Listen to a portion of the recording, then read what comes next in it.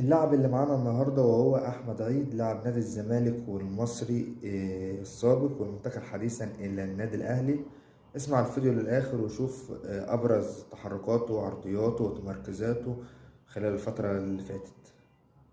راسة المرمى أمامه رباع الدفاع. أهلي سابقا ونجم النادي المصري حاليا في الشمال، وهنشوف لقاء، لكن بيحاول انه تكون الآن الضربة الركنية الأولى في المباراة لصالح النادي المصري مع المصري.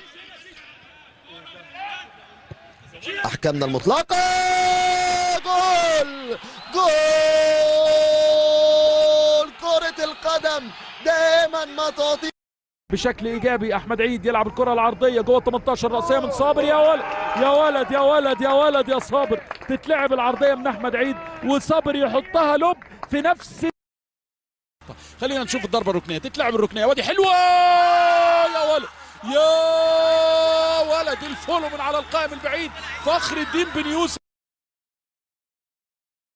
ثنائيه النادي المصري اللاعب محمود حماد. احمد عيد عايز يعدي ياخدها بشكل رائع.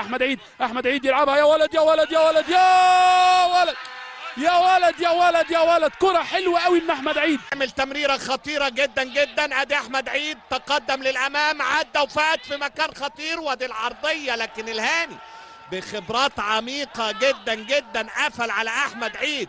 لكن كلمني على الضغط وكلمني اللحظات الاولى من انطلاقه الشوط الثاني. عرضيه احمد عيد، هوبا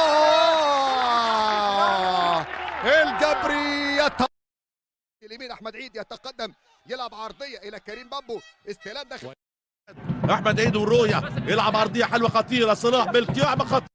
مهاجم يرجع على طول يقفل مع الباك بتاعه. ادي في ظهر يحيى زكريا، لازم يلعب من عنده، هيلعب من عنده، يرفع من عنده فوق.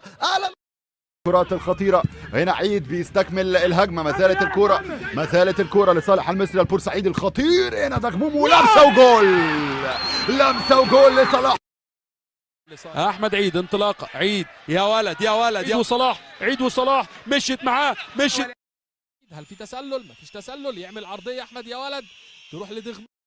55 سنة أحمد عيد، الكرة الطولية حلوة، لكن من نصيب المصري البورسعيدي لا زالت مستمره من تحرك بوجلبان النجم التونسي اللي شفناه بيصول ما فيش تغييرات بين الشوطين. نفكركم بيراميدز والمدرب استخلاص الكره اتلعبت الى دغموم، اقترب مع تصويبه احمد. حتى الان احمد عيد يقطع ويروح مشوار. احمد عيد يلعب العرضيه عند بابا بادج. احمد عيد الكنترول، الكره العرضيه من